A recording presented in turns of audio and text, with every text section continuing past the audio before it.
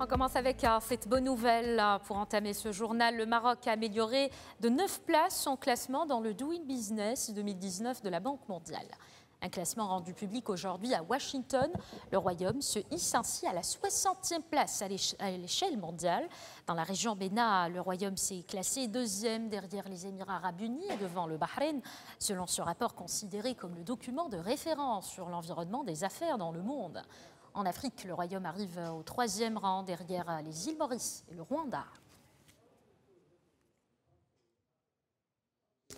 Et pour en savoir plus sur ce rapport et ce nouveau classement du Maroc, j'ai le plaisir de recevoir en duplex depuis nos studios à Rabat l'économiste Driss Issaoui. Bonsoir. Bonsoir. Alors, le Maroc a gagné, je le disais, 9 places dans le nouveau rapport Doing Business 2019, publié d'ailleurs aujourd'hui. Il a amélioré son classement dans la région MENA, au Maghreb et en Afrique. Comment vous analysez d'abord ce nouveau positionnement ?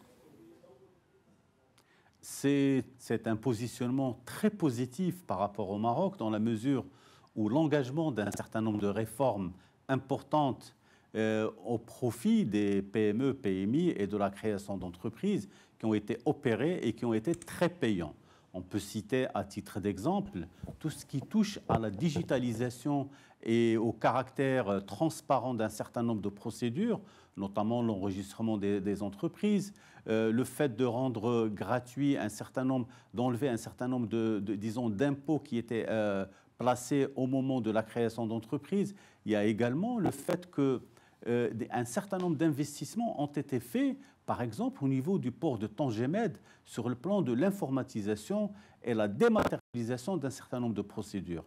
Et également, il y a une mesure phare, celle qui a rendu possible ce qu'on a appelé tout ce qui touche au dédouanement. Il y a un effort particulier qui a été fait et à travers justement une digitalisation, le fait de dématérialiser, ce qui donne une grande transparence et surtout lutter contre toute tentation de corruption ou de malversation.